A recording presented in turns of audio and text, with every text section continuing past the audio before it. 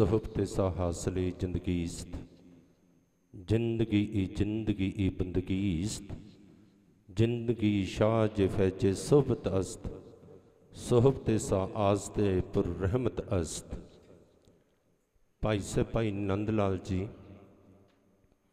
अपने इन्हां बचनां दे विच मनुखा जीवन कादे वास्ते प्राप्त होया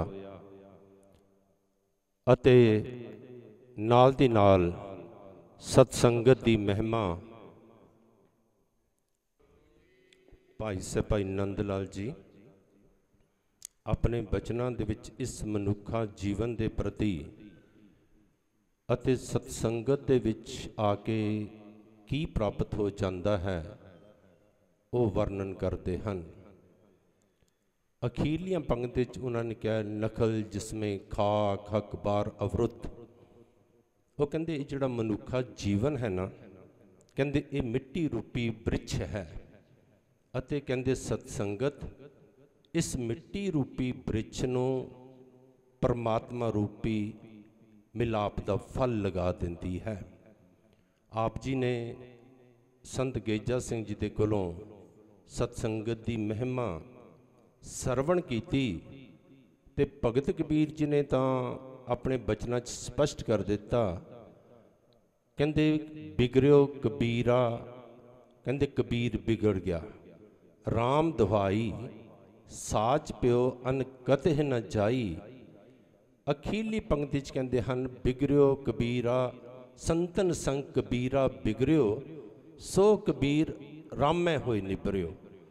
कहंदे साधुआं दा संग करके सत्संगत करके कबीर बिगड़ गया ते कहंदे बिगड़ के बनिया पता की, कहंदे राम दा रूप बन गया।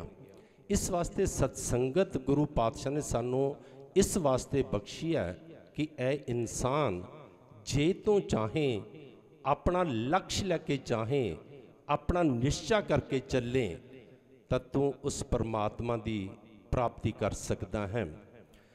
उन्होंने कथा करते हुए गल पानी की उदाहरण दी सी ते ये गल कही सी कि पानी समुंदर दी अंश है अते वो ये निश्चय लेके चलता है कि मैं उन्नी देर तक रुकना नहीं जिन्नी देर तक मैं समुंदर तक पहुँच नहीं जाता उहदे विच मैं अभेद नहीं हो जाता।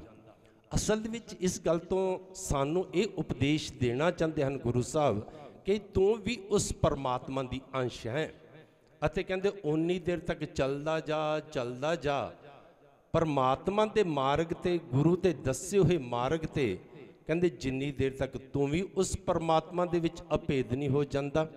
ते भाई साहब भाई वीर सिंह जी ने तो एक बड़ा सोहना दृष्टांत दिता होया अपनी कविता दे विच। भाई साहब भाई वीर सिंह जी कश्मीर दे विच बैठे सन अते कश्मीर दे विच जिस तरह ही सत्संगों जदों जाओ ना तो उत्थे जवाहर लाल नेहरू टनल आंदी है, सुरंग आंदी है, जिमें उन्होंने पार करो अगे थोड़ी दूरी ते जाके सज्जे हाथ से एक चश्मा चलता है जिस चश्मे का नाम ही है इच्छा बल।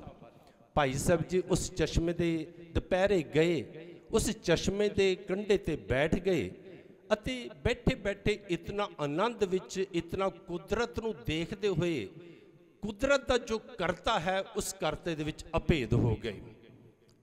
हुण जदों रहरा साहब जी का टाइम होया उस वक्त सूरज छिप रहा सी ते भाई साहब जी ने थोड़ी झात मारी आले दुआले, उत्थे सैर करन वाले बड़े आए हुए सन, बाग है बड़ा सोहना उत्थे, उत्थे जिहड़े फुल माली सन फुल्लां नूं देखण वाले वो भी फुल्लां दी देख रेख कर रहे सन ते पंछी भी चहचहा रहे सन। भाई साहब जी ने अपने नेत्र बंद किए ते रहरा साहब जी का पाठ शुरू किया, पर जिस तरह ही रहरा साहब जी का पाठ समाप्त होया ना तो उत्थे सारा कुछ ही खत्म सी। ना तो उत्थे सैर करन वाले सन, ना वो जो सूरज डुब रहा सी दरख्तां दे परछावे जड़े सन वो भी बड़े लंबे लंबे नज़र आ रहे सन, वो भी नहीं सन। पंछी भी जड़े चहचहा रहे सन वो भी वापस अपने घोंसलियां दे विच जा चुके सन, पर उत्थे एक चीज़ उवें चल रही सी, बाकी सारा कुछ सहम गया, बाकी सारा कुछ रुक गया। चलदा पता की सी, वो चश्मा उस रफ्तार नाल चली जा रहा सी। ਤੇ ਭਾਈ ਸਾਹਿਬ ਜੀ ਨੇ ਉਸ ਚਸ਼ਮੇ ਦੇ ਉੱਪਰ ਸਵਾਲ ਕਰ ਦਿੱਤਾ, ਕਹਿੰਦੇ ਸੰਝ ਹੋਈ, ਭਾਵ ਸ਼ਾਮਾਂ ਪੈ ਗਈਆਂ, ਸੰਝ ਹੋਈ ਪਰਛਾਵੇਂ ਛੁਪ ਗਏ, ਕਿਉਂ ਇੱਛਾ ਬਲ ਤੂੰ ਜਾਰੀ, ਨਹਿ ਸਰੋਧ ਕਰ ਰਹੀ ਉਵੇਂ ਹੀ, ਤੇ ਟੁਰਨੋ ਪੀਣਾ ਹਾਰੀ, ਸੈਲਾਨੀ ਅਤੇ ਪੰਛੀ ਮਾਲੀ ਹਨ ਸਭ ਆਰਾਮ ਵਿੱਚ ਆਏ, ਸਹਿਮ ਸੁਆਦਲਾ ਛਾ ਗਿਆ ਸਾਰੇ, ਕੁਦਰਤ ਟਿਕ ਗਈ ਸਾਰੀ, ਕਿਉਂ ਇੱਛਾ ਬਲ ਤੂੰ ਜਾਰੀ। ਕਹਿੰਦੇ ਇਹ ਇੱਛਾ ਬਲ, ਕਹਿੰਦੇ ਤੂੰ ਕਿਉਂ ਜਾਰੀ ਹੈ। ਤਾਂ ਉਸ ਇੱਛਾ ਬਲ ਨੇ ਜਵਾਬ ਦਿੱਤਾ, ਉਹਨੇ ਤਾਂ ਕੀ ਜਵਾਬ ਦੇਣਾ ਸੀ, ਭਾਈ ਸਾਹਿਬ ਜੀ ਦੇ ਅੰਦਰੋਂ ਜੋ ਆਵਾਜ਼ ਨਿਕਲੀ ਉਹ ਚਸ਼ਮੇ ਦੀ ਤਰਫੋਂ ਕਰਕੇ ਕਹਿੰਦੇ ਹਨ ਕਿ ਪਹਿਲਾ ਚਸ਼ਮਾ ਕਹਿੰਦਾ, ਭਾਈ ਸਾਹਿਬ ਜੀ ਮੇਰਾ ਨਾਮ ਇੱਛਾ ਬਲ ਹੈ, ਮੈਂ ਇੱਕ ਇੱਛਾ ਲੈ ਕੇ ਚੱਲਿਆ ਹੋਇਆ ਹਾਂ ਕਿ ਮੈਂ ਸਮੁੰਦਰ ਵਿੱਚ ਜਾ ਕੇ ਮਿਲਣਾ ਹੈ। ਤੇ ਹੁਣ ਉਹਦੇ ਵੱਲੋਂ ਜਵਾਬ ਬੜਾ ਸੋਹਣਾ ਲਿਖਿਆ ਉਹਨਾਂ ਨੇ ਕਿ ਸੀਨੇ ਖਿੱਚ ਜਿਨ੍ਹਾਂ ਨੇ ਖਾਧੀ, ਕਹਿੰਦੇ ਜਿਨ੍ਹਾਂ ਦੇ ਸੀਨੇ 'ਚ ਖਿੱਚ ਪੈ ਜਾਂਦੀ ਹੈ। मैं बेनती करा जो गुरु के दर ते आईए ना, बस ये अरदास जरूर करिए कि सच्चे पातशाह हिरदे दे विच सीने च खिच पा दिओ कि मनुखा जीवन मिलिया, बस थोड़ी प्राप्ति के वास्ते वो खिच पा दिओ। जो खिच पै गई फिर इंसान चलता उस मार्ग ते, तो जिन्ना चिर खिच ना पवे सत्संगी जनों उन्नी देर तक चलना भी बड़ा मुश्किल हो जाता है। चश्मे की तरफों भाई साहब जी कहते सीने खिच जिन्हां ने खाधी वो कर आराम नहीं वहंदे, निहो वाले नैणा दी नींदर वो दिने रात पे वहंदे, इक्को लगन लगन लई जाती है टोर अनंत उन्हां दी, वसलों उरे मुकाम ना कोई सो चाल पे नित रहिंदे। इच्छा बल चश्मा कहता भाई साहब जी मैं उन्नी देर तक रुका नहीं, भावें पहाड़ रुकावट पाण, भावें दरख्त रुकावट पाण, भावें पत्थर रुकावट पाण, सब नूं मैं जड़ों पुटदा आवांगा। भाव जग्यासू आ बस जिन्नियां मर्जी तैनूं रुकावटां पैण, संसारिक पैण, परिवारतिक पैण, आर्थिक पैण, भौतिक रुकावटां पैण, पर एक लक्ष्य लैके चल कि मैं परमात्मा दी अंश हाँ, तो मैं उस दे विच अभेद होना है। जदों इस तरह की साडे हिरदे दे विच सत्संगी जनों अंदर हिरदा विन्निया गया, खिच पै गई, फिर जग्यासू चलता है, तो जदों चलता है तो गुरु भी की रहमता करता है। चरण शरण गुर एक पैंडा जाए चल, सतगुर कोट पैंडा आगे हुए लेत है।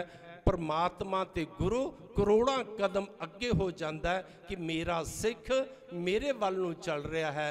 गुरु रहमतां करता है, बख्शिशां करता है। गुरु पातशाह ऐसियां रहमतां बख्शिशां ये प्यारियां प्यारियां रब वर्गियां संगतां सच्चे पातशाह जो आप जी दे दर ते आंदियां हन, साडे सब दे उपर पहली ये रहमत करो कि साडे हिरदे दे विच खिच पै जाए, हिरदा विन्निया जाए। ते दूजी रहमत ये करो असी आप जी दे मार्ग ते चलीए, अगे आप जी दा बिरद है जो शरण आवे तिस कंठ लावे, इहो बिरद स्वामी संदा।